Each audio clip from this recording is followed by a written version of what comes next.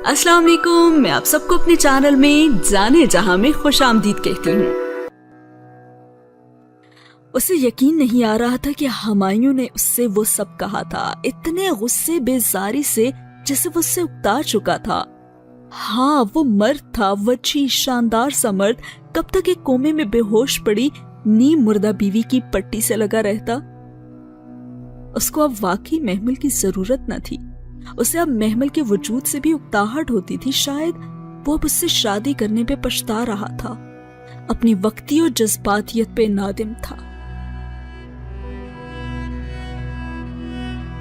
दफदन आहट पे उसने आंखें खोली। तैमूर सामने सोफे की उस तरफ खड़ा उसे देख रहा था, चुपती खामोश निगाहें जिनमें अजीब सा तनफ्फुर था। तैमूर, तैमूर बेटा, उसकी जख्मी ममता बिलबिलाई, इधर मेरे पास आओ बेटा, इधर मेरे पास आओ बेटा। उसने दोनों हाथ फैलाए, शायद वो उसके गले से लग जाए, शायद कि हुमायूं के रवैये की तपिश कुछ कम पड़ जाए। मुझे नहीं आना आपके पास, आई हेट यू, वो तड़क कर बोला और उससे देखते हुए 2 कदम पीछे हटा। हुमायूं के अल्फाज क्या कम थे, जो ऊपर से उस 7 साला लड़के का अंदाज, उसकी रूह तक छलनी हो गई थी।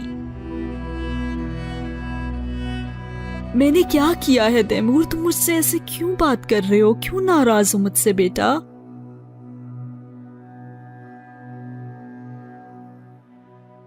आपने मुझे उस वक्त छोड़ दिया जब मुझे आपकी जरूरत थी, वो जोर से चीखा था और फिर कहने लगा, I hate you for everything, okay?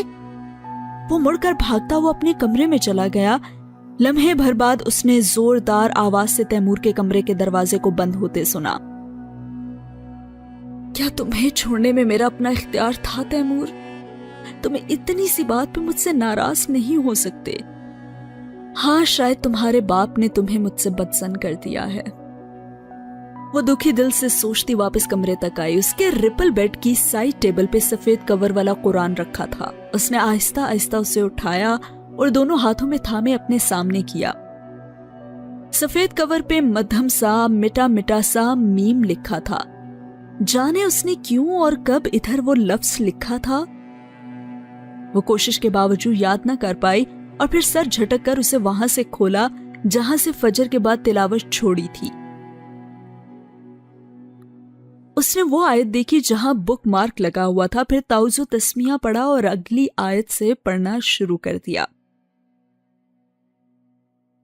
हम जानते हैं कि तुम्हें उनकी बात गमगीन करती है। उसने बेयकीनी से उस आयत को देखा। हम जानते हैं कि तुम्हें उनकी बात गमगीन करती है, बस बेशक वो तुम्हें नहीं झुठलाते, बल्कि वो जालिम तो अल्लाह की निशानियों का इनकार करते हैं।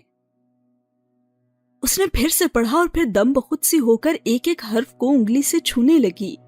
क्या वो वाकई उधर लिखा था? ओह अल्लाह ताला!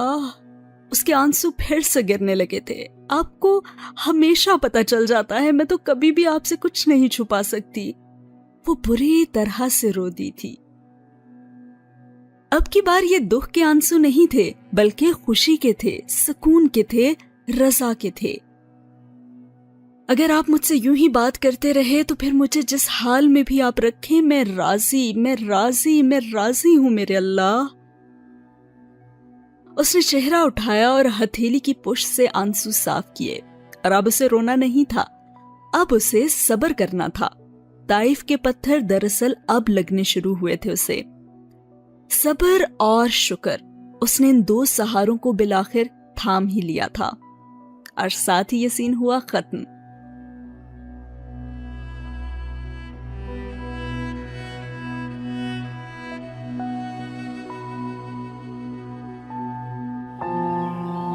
अगला सीन वहां से शुरू हुआ जहां पे बिल्कीस उसकी व्हीलचेयर धकेलती सड़क के किनारे आगे बढ़ रही थी।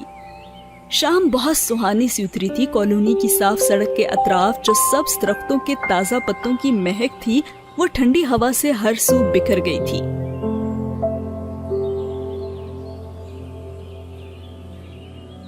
बिल्कीस साथ साथ उसके साथ इधर उधर की छोटी मोटी बातें भी कर रही थी, लेकिन महमल का ध्यान कहीं और ही था।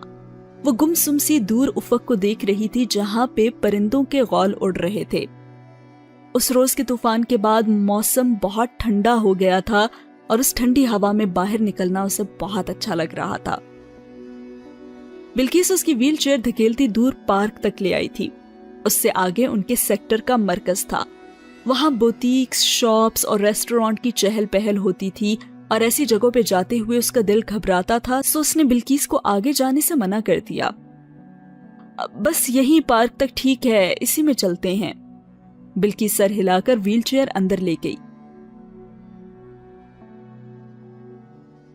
और फिर बिल्किस उसे उसके एक्सीडेंट के बाद की रुदास सुनाने लगी। जब आपका एक्सीडेंट हुआ था ना मैमल बीबी, तो साहब बहुत रोए थे। मैंने खुद उन्हें रोते हुए देखा था, बहुत धचका लगा था उनको। कौन? हुमायूं? वो चौंकी थी। हाँ जी बीबी साहब, उन्होंने छुट्टी ले ली थी। कई माह तो वो अस्पताल में आपके पास ही रहे थे और तैमूर बाबा को तो वो बिल्कुल ही भूल गया था। मैंने बड़ा किया है तैमूर बाबा को, बड़ा प्यारा बच्चा था हमारा बाबा। जब 4 साल का था ना, तो आपके लिए पूल भी लेकर जाता था और वहां अस्पताल में आपके सराने बैठकर घंटों बोलता रहता था। तो फिर अब क्या हुआ है उसे बिल्किस? उसने दुख से पूछा था। बिल्किस आहिस्ता आहिस्ता पार्क की पथरीली रविश पे व्हील चेयर चला रही थी। दूर घास पे बच्चे खेल रहे थे और एक तरफ एक बच्चा माँ की उंगली पकड़े रो रहा था। उसे हर बच्चे में अपना तैमूर नजर आ रहा था। बीबी साहब, तैमूर बाबा ऐसा नहीं था, वो तो बहुत प्यार करने वाला बच्चा था। मगर अब पिछले कोई 1-2 सालों से ना वो बहुत चिड़चिड़ा सा हो गया है। साहब जी भी तो उस पे तवज्जो नहीं देता ना। पहले तो खैर वो छोटा था ना, लेकिन अब तो बहुत समझदार हो गया है, सारी बातें समझता है, इसीलिए सबसे नाराज रहता है शायद। और ये तुम्हारे साहब ये ऐसा क्यों कर रहे हैं? अरे बीबी साहब, हमें तो नहीं पता, लेकिन शुरू में वो आपका बहुत ख्याल रखते थे। फिर उनका कराची पोस्टिंग हुआ, वहां वो 2-2.5 साल रहा और जब वो वापस आया तो वो बहुत बदल गया तब। और अब तो 1.5 साल हो गया, अब तो वो तैमूर बाबा का नाम भी नहीं लेते और ना ही उनका हाल वाल पूछते हैं। बीबी साहब, तुम्हें पता है कराची में ऐसा क्या हुआ था कि वो बदल गए? वो खोई खोई सी बोली थी। अब ये तो हमें नहीं मालूम ना बीबी साहब, मगर वो लम्हे भर को हिचकिचाई और उसके बाद कहने लगी, उनके कराची जाने से कोई 2 हफ्ता पहले की बात है कि इधर आपका जो वो घर वाला आपके रिश्तेदार है ना, वो आया था और बहुत बड़ा लड़ाई हुआ था उनका साहब के साथ। कौन आया था बिल्किस? उसने वहशत ज़दा सी होकर गर्दन घुमाई और बिल्किस के चेहरे पे तजब्जुब के आसार थे। असल में बीबी आपका कोई रिश्तेदार वगैरह था, हमने तो उसको देखा भी नहीं है, लेकिन वो 1-8 दफा ही आया था हमारे घर, तो बस मुझे इतना सा याद है कि वो आपके ताया का बेटा था। कौन? फवाद? यकीनन, है ना? उसका दिल जोर से धड़का था। अब नाम वाम तो हमें नहीं पता बीबी साहब, लेकिन वो साहब से बहुत झगड़ा था। इतना देर इन लोगों का झगड़ा होता रहा था और ऊंचा ऊंचा ये आपस में लड़ते रहे थे। लेकिन हुआ क्या था? झगड़ा क्यों हुआ इनका? तो मुझे पूरी बात क्यों नहीं बता रही? वो मुस्तरब और बेचैन सी हो गई थी। देखिए बीबी साहब, मैं तो किचन में थी, मुझे तो कुछ भी समझ नहीं आया कि वो क्यों लड़ रहे थे, मगर शायद कोई कचेरी विचेरी का मामला लग रहा था और दोनों बार बार आपका नाम ले रहे थे बीबी साहब। और उस वक्त ना फरिश्ते बीबी को भी यहाँ बुलाया था साहब ने। वो तो पता नहीं कुछ बोलनी या नहीं, मुझे तो उनका कोई आवाज शावाज नहीं आया। फिर वो आपके तायाजाद ना चले गए और साहब फरिश्ते बीबी पर बहुत देर तक चीखते रहे। जब मैं उनके कमरे में खाने का पूछने के लिए गई ना, तो फरिश्ते बीबी बहुत रो रही थी और अपना सामान भी पैक कर रही थी। और जब मैंने फरिश्ते बीबी से पूछा ना कि वो कहाँ जा रही हैं, तो वो बोली कि मुझे नहीं पता, लेकिन मैं जा रही हूँ।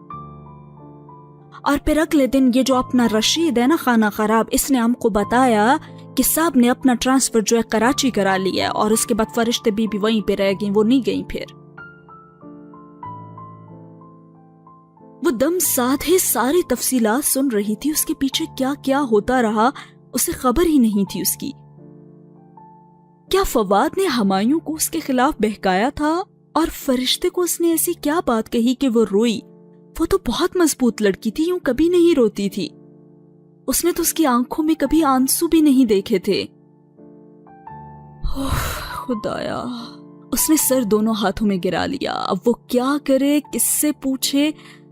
فرشتے تو کبھی بھی اسے کچھ نہیں بتائے گی، اور ہمایوں سے تو اسے بالکل بھی امید نہیں ہے، اور تیمور تو اسے دیکھنے کا روادار بھی نہ تھا. پھر کیا کرے وہ؟ صبر اور نماز کا سہارا. اس کے دل سے آواز اٹھی تھی، اور بلقیس کو کوئی جاننے والی مل گئی تو وہ اس سے باتیں بگارنے ذرا فاصلے پہ جا کھڑی ہوئی تھی. محمل نے فوراً قرآن اٹھا لیا. وہ قرآن لیے بغیر گھر سے نہیں نکلتی تھی. اسے آہستہ سے کھولا. کل اس نے جدھر سے تلاوت چھوڑی تھی ان آیات میں نشان لگا تھا، اور وہ پھر غور سے دھیان سے آگے پڑھنے لگی. سورہ مائدہ کی آیت نمبر 10.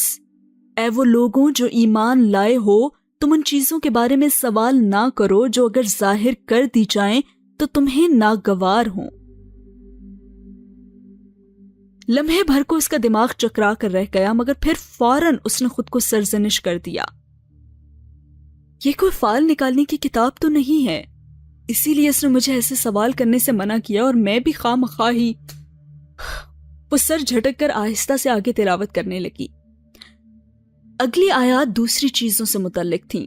اس کے الجھے دماغ کو سکون آنے لگا تھا کہ جو بھی ہوا کبھی نہ کبھی تو کھل جائے گا. اسے پریشان ہونے کی ضرورت نہیں تھی. اور وہ زیر لب ترنم سے تلاوت کرنے لگی، اور ساتھ ہی یہ سین ہوا ختم. اگلا سین وہاں سے شروع ہوتا ہے جہاں رات گئے وہ لاؤنج میں بیٹھی ہمایوں کا انتظار کر رہی ہوتی ہے.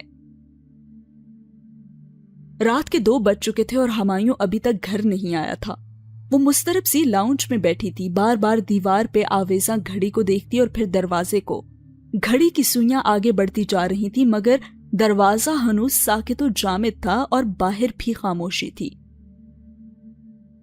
اس کے دل میں طرح طرح کے وسوسے آنے لگے تھے. نہ جانے وہ ٹھیک بھی ہے یا نہیں، کیا پتا اس کی گاڑی خراب ہو گئی ہو، کیا پتا کسی مشکل میں پھنس گیا ہو.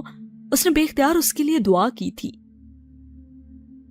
اور دفتن گاڑی کا ہارن سنائی دیا اور پھر گیٹ کھلنے کی آواز.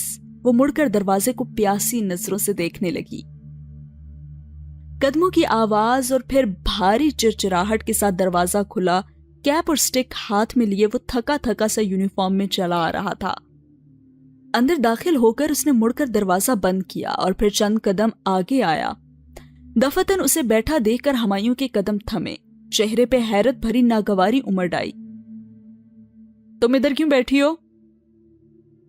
السلام علیکم، میں آپ کا ویٹ کر رہی تھی، آپ نے بہت دیر لگا دی. وہ آہستہ سے بولی تھی. میں دیر سے آؤں یا جلدی آؤں، خدا کے لیے میرے انتظار میں ادھر مت بیٹھا کرو. اس نے بہت تحمل سے اس کا بیزار لہجہ سنا اور پھر دھیرے سے بولی. میں پریشان ہو گئی تھی. خیریت تو؟ ارے مر نہیں گیا تھا، 100 کام ہوتے ہیں مجھے. اگر آئندہ تم مجھے ادھر بیٹھی ملی نا تو میں گھر ہی نہیں آیا کروں گا. خدا کے لیے میرا پیچھا چھوڑ دو محمل. وہ جھڑک کر کہتا تیزی سے اوپر سیڑھیاں چڑھتا چلا گیا. اس نے بڑے صبر و ضبط سے آنسو پی لیے، یہاں تک کہ وہ اپنے دروازے کے پیچھے گم ہو گیا. تب اس نے گود میں دھرے ہاتھ اٹھائے اور اپنی ویل چیئر کو کمرے کی طرف موڑنے لگی. کبھی تو اسے احساس ہوگا کہ یہ وہی محمل ہے جو کبھی اس کی من چاہی بیوی تھی، اور جب وہ یہ محسوس کرے گا تو پلٹ آئے گا. اور اسے یقین تھا، اور یہی یقین اس نے دل میں اٹھتے درد کو دلا کر دبا دیا تھا. اور ساتھ ہی یہ سین ہوا ختم.